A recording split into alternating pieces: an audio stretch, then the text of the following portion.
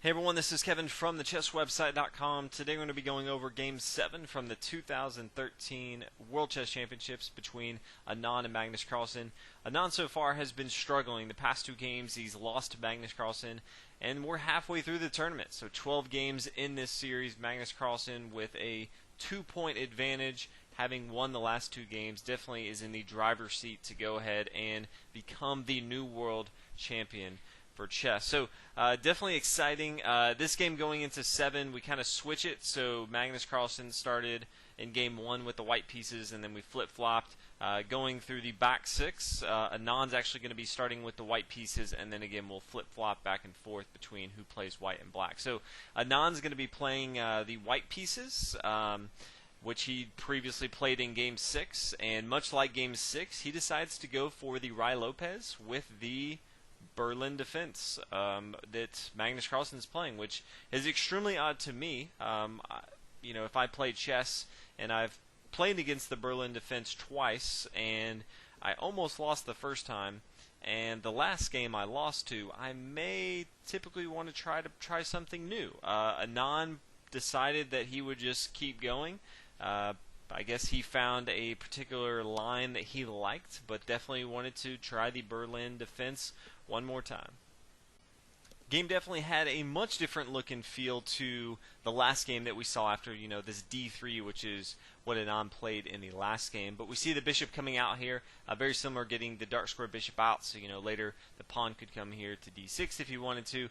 But black can kind of control this long diagonal, and then this light square bishop, if it came back here to A4 or even back here to B3, it can control this long diagonal as well. But in the game, we just see the exchange variation, which I was not expecting to see, but definitely good to see a different opening in the Rai Lopez. So now after the pawn takes, now things are much different than before. So we see knight to d2, which again you could easily see knight to c3 here. This is definitely common. So knight to d2 is definitely one of those that I'm sure Anand has been looking at for a long time. There's only a few variations that he can really expect to the Berlin defense, and considering he kind of is setting the pace with taking the knight here on c6 with the exchange, you can pretty much assume that he's been preparing this knight to d2, and then after the bishop comes down, playing after the pawn, and after the bishop pushes back, playing this knight to f1. Now, personally, I think that the knight to f1 is kind of odd, dancing the knight back over to the first rank just to bring it here to g3. Seems a little bit passive from white, but that's okay. I'm sure he found the line that he liked that would work well against Magnus Carlsen. So Magnus Carlsen now decides to bring his knight back here to d7. A few other options that he had, if we're kind of looking at it, Magnus Carlsen has developed all of his pieces except his queen, so he could bring his queen out to d6. He could bring it out to queen to e7. Both of these make sense. He could go and castle on the king side. Also, a lot of times, if you have double pawns here on c7 and c6, you castle on the queen side because you immediately have that rook open for the semi-open file here on the d file. So definitely one option that he could go. Decides to go ahead and bring his knight back here to d7, and then the knight's going to come here to g3. So this knight has, Anand has pretty much spent the last 3 moves bringing this knight over here to g3, attacking this bishop, basically saying, hey, I want to trade off my knight for your bishop. Magnus Carlsen just says, okay, that's fine. I'll just go ahead and trade right away. So we see the queen come up here, and then we see the pawn push forward to g6. And this is actually an important move. A lot of times when you play as chess, you have 2 things that you're trying to do. The first thing is you try to develop a plan, and you try to execute that plan. Whether that plan is, I want to get to an outpost, I just want to dominate that, or I want to attack my opponent's king side, or hey, there's a small weakness, he has double isolated pawns that I want to attack on the c file. Whatever that may be, you have a plan, you try to execute that plan. You try to have all your pieces coordinated to do that.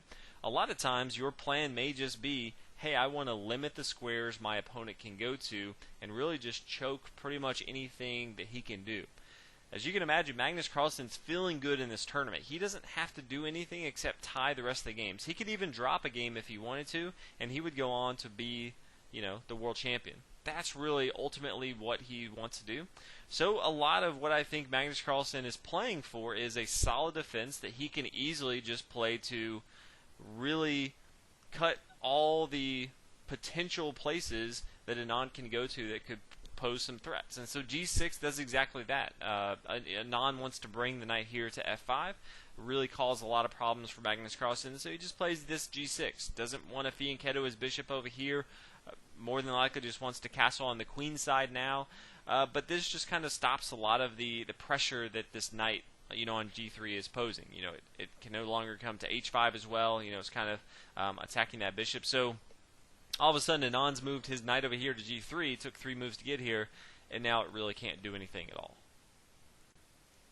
So now the bishop's going to come to E3 again, completing development. You always want to get all your pieces involved, castle, get your rooks connected, and then figure out where you want to go. Same thing for Magnus Carlsen, plays queen to E7, getting ready to castle. Both sides decide to go ahead and castle, and then knight here to E2. So this knight's just moving all over the board. It's not real clear what Anand wants or even needs to do here. It's just really hard to attack this defense for Magnus Carlsen. Again, the Berlin defense is known for being very hard to attack, but in this particular case, there's no real clear path forward.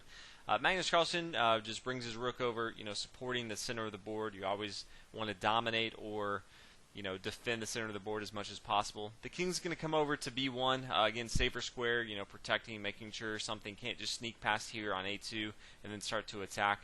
And then we see B6, interesting move. Later, looking to, bring his knight here to C5 for a nice little outpost, allowing his king to get more involved into the action if he wants to. So a nice little move from him. Anand decides to go ahead and push forward on the king side. He does have the majority of his pieces on the king side. It's going to be very difficult to move all of his pieces over to the queen side. And so he starts to push forward on the king side, which makes sense. That's really his only option to attack. And then we see the king come here to B7. Again, nice little place for the king, especially since his opponent doesn't have a light square bishop. It's going to be really tough for this king on B7 to come under attack. So the pawn pushes forward. And then Magnus Carlsen just decides to go ahead and trade pieces off here on E3. Again, as you're playing for a draw, especially as we have this game right here with no real side having an advantage, if you can just trade off all your pieces, it's going to be pretty much a draw, especially at this high-level play. So again, I think that's kind of what Magnus Carlsen's going for. What's interesting in this game is with Anand having only 6 games left to win 2, that he's just playing just to kind of trade off pieces and kind of get to the end game. So from here, Magnus Carlsen plays knights here to C5, not only developing one of his knights to a better square, but kind of also opening up this semi-open square for his rook here on D8. So it's kind of a double move, nice little square for Magnus Carlsen with his knight there. After the pawn takes, we're going to have the pawn recapture. Pawn here to G3, just kind of a waiting move. Can always push forward with knight to F4, which has another defender right there. But again, it's not doing too much for Anand. Magnus Carlsen pushing forward on A5, recognizing he can't push on the king side, but he doesn't really have a strong attack as well. Again, he just doesn't have the pieces to kind of break through this attack. Both sides are really just going to have a hard time doing anything. Anand decides to play a rook over here to H7.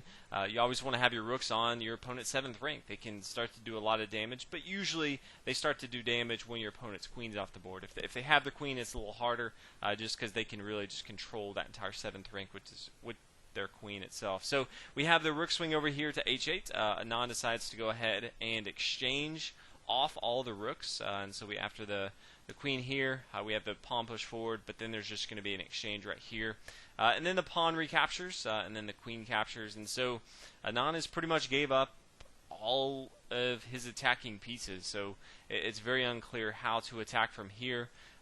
We now see Magnus Carlsen push forward with F5. After the pawn takes, Magnus Carlsen can retake. Be a huge mistake here. You obviously don't want to mess something up where you take with your queen. After the queen takes and the pawn takes, the knight can come here to D4, actually win a pawn, and then there's going to be a pass pawn here on the G file. White would actually have a pretty easy win going up the board here and actually winning the game here. So again, it's the small things in chess, but Magnus Carlsen isn't going to make that mistake. Decides capture with the pawn, and then from here there's just no real way for anyone to do anything. Both sides are completely equal. There's no way for anyone to really get an advantage here. We do see the king get more centralized, and then we see the knight here to g5, attacking the queen here. There's no great square for the queen, so Anand just decides, you know what, I'm not going to try to get too creative, just decides to come back. Magnus Carlsen has no problem just repeating moves here, and so we see just this twofold repetition here, coming back, and then both players decide to draw after 32 moves. So again, I think this for Magnus Carlsen is one of the best things that he could have imagined. He sees Anand in a desperate situation, and he plays the Rai Lopez Berlin defense, something that Magnus Carlsen's done really great about. Anand, again, I think he just isn't quite ready for Magnus Carlsen. He doesn't seem to be playing the normal Anand that's been such a great player in the 90s and 2000s. I think his playing style just isn't working in this tournament. I think Magnus Carlsen may even win another game or two. I just don't see there's any way to stop Magnus Carlsen right now. But hopefully you guys enjoyed this video. Looking forward to Game 8. Again, Magnus Carlsen with a 2-point lead in the tournament. Thanks for watching. Bye.